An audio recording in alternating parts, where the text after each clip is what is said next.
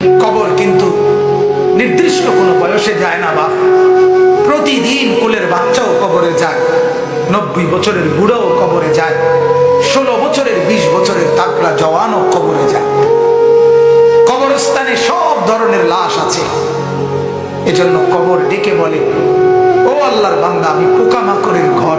সেই ব্যক্তি যে একটা মশারি ছাড়া, একটা সামান্য মশার কামড় সহ্য করতে পারো না, একটা মশা কানের কাছ দিয়ে গেলে তোমার ঘুম ভাঙা যায়, মশারি টাঙ্গাও, কয়েল জ্বালাও, অ্যারোসল লাগাও, এত কিছু করে তুমি মশার একটা আওয়াজ থেকে, কামড় থেকে বাঁচতে চাও।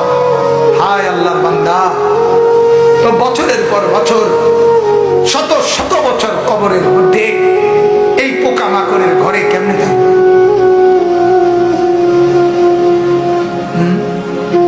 বলে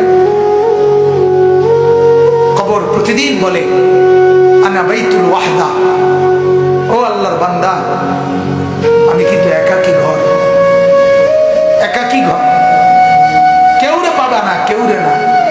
আমার বাপ, এই পৃথিবীতেও একাকিত্বের যন্ত্রণা বড় সাংঘাতিক। আপনার ঘরে যদি লক্ষ কোটি টাকারও মাল সামানা থাকে, খাদ্য খাবার, ফল ফলাদি সব আছে, সব আছে, শুধু স্ত্রী নাই, মা নাই, বাপ নাই, ছেলে নাই, মেয়ে নাই, কেউ নাই, আপনি শুধু একা। খোদার কসম, এই একাকিত্বের যন্ত্রণা, ঘরের সব কিছু না, সারা দুনিয়াটাই আপনার কাছে বিষাদ মনে হবে, মনে হবে আমার কিছুই নাই।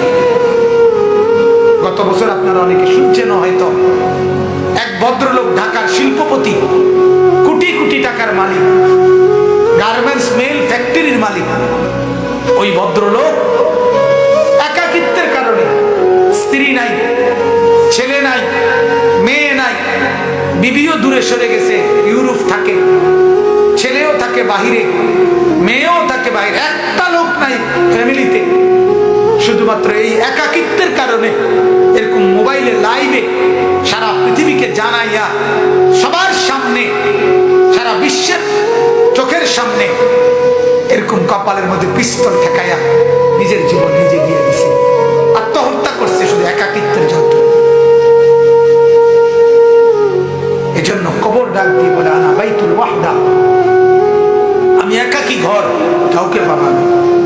আনা বাইতুল গুরবা, কবর বলে, ও আল্লাহর বান্দা, আমি অপরিচিত ঘর, কাউকে চিনবা না, ডানে বামে কিছুই বুঝবা না, মাটি ছাড়া আর কিছুই চিনবা না, আমি অপরিচিত ঘর। দুনিয়ার এক মানুষ আর এক মানুষের বাড়িতে গেলে মোটামুটি বুঝে, এই রুমটার সামনের রুম, প্লাস্টিকের দরজাওয়ালা, এটা একটা বাথরুম, চুলা টুলা দেখা যায়, ওটা রান্নার ঘর, মোটামুটি মানুষ আইডিয়া করে।